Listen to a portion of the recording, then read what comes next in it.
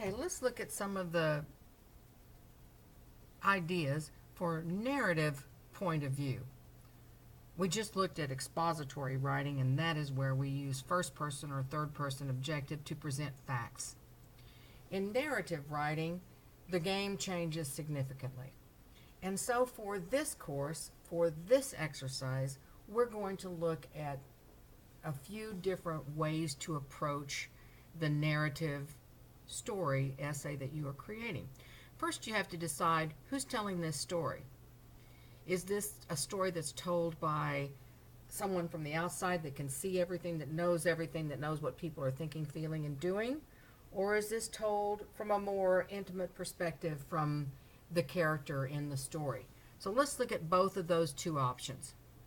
A narrator telling the story is omniscient if that narrator has full knowledge of everything that has to do with this subject matter and is in control of the world of the story.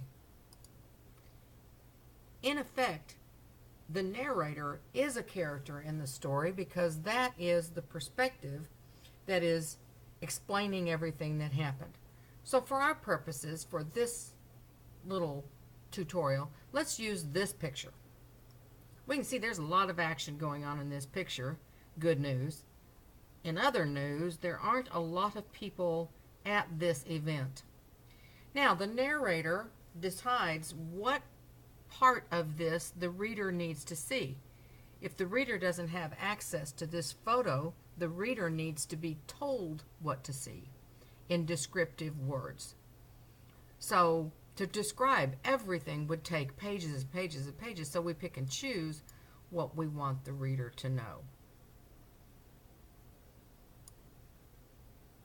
So let's say that the narrator describes this one part of the world of the story. And the narrator is going to attach whatever significance to that, and it's all going to be in third person. He did this, he did that, she was there, the audience members were there, whatever. But it's going to be in a narrative style.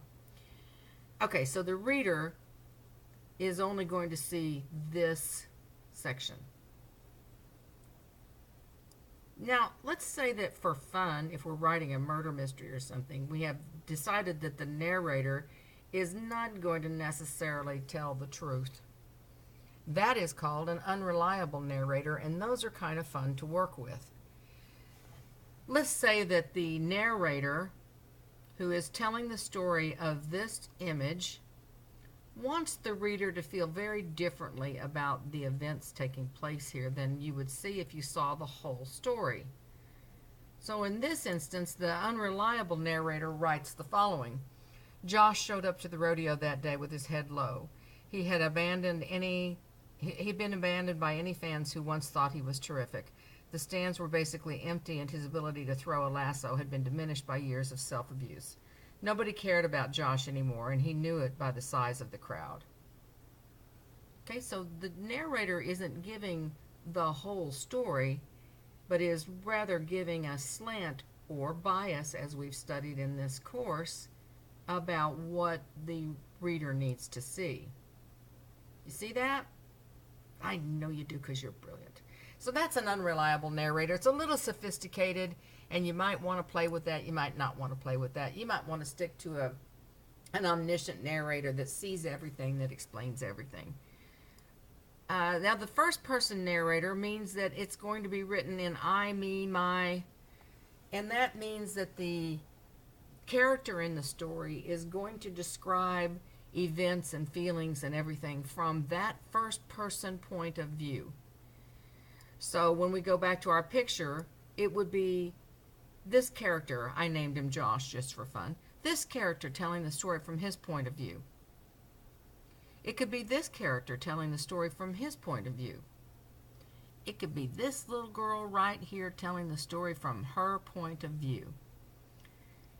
And that would be saying, I saw this, I did that, I heard this, and so forth. Now, that's kind of an interesting choice because first person allows the reader to sit side by side with the person for whom the story is written. And that's kind of a fun thing to do. I've done that quite a few times. But one of the characters is going to tell the story, and usually in the past tense, since the story happened in the past, and the first person is telling the story. Now, I've had students before, and I like to do this too, where I want to bring that reader into this moment with the first person narrator. I want the reader to experience and sit next to that character. So I've done that before, and to keep that from being confusing, I create that in a chapter. So I've created a chapter that's taken place in 1988, and I was sitting in the emergency room waiting to hear my name. We don't know who I is, so we're going to make sure the reader knows, but we don't have to tell them. Now we show his name, Joshua Allen Mitchell, the voice Boone from the nurse's station. My heart skipped a beat, and so the chapter goes on in the past tense. Now, if I want to play around with the reader and have the reader right there in the moment, then maybe I make chapter 2 today. I am in the emergency room. By now, all the nurses know my name. They don't even call me. Nurse LaTanya simply points to me and rolls her eyes. I sit on the examination table and I can feel my heartbeat. I know that once again Dr. Lanyard is going to tell me to stop bull riding and stick to accounting. I feel my heart pounding and the sweat pour off my brow. I look down at my shaking hands and I know. And so the chapter goes on from there until the end of that chapter that's in that present moment. Then I'm going to create another chapter, and I'm going to go back to 1988, or I can go back to 1990, or I can go wherever I want to go and return to the past tense. That's how I can work that, because present tense is very difficult to write and be consistent throughout an entire narrative. It's fun for a few sentences, and then you find yourself going right on back to the past tense. Now, the first person is limited because that character can only see, hear, experience, and know what is happening in and around him. So whatever Nurse LaTanya is saying out in the outer room, that character can't hear. And he can see everything that's in the emergency room where he's sitting on the examination table, but he doesn't know anything else that's going on. You see that limitation? But doesn't mean that it can't be fun. It's just very challenging.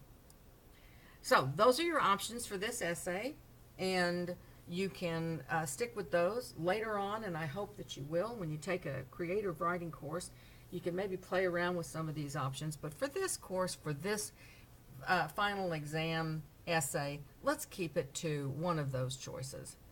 Below, you'll find an interesting article that I found that explains this in more detail. But this is my take on the point of view as required for this course, for this assignment. From here, you can study on and carry on with your essay. Good? Yes? That concludes this tutorial.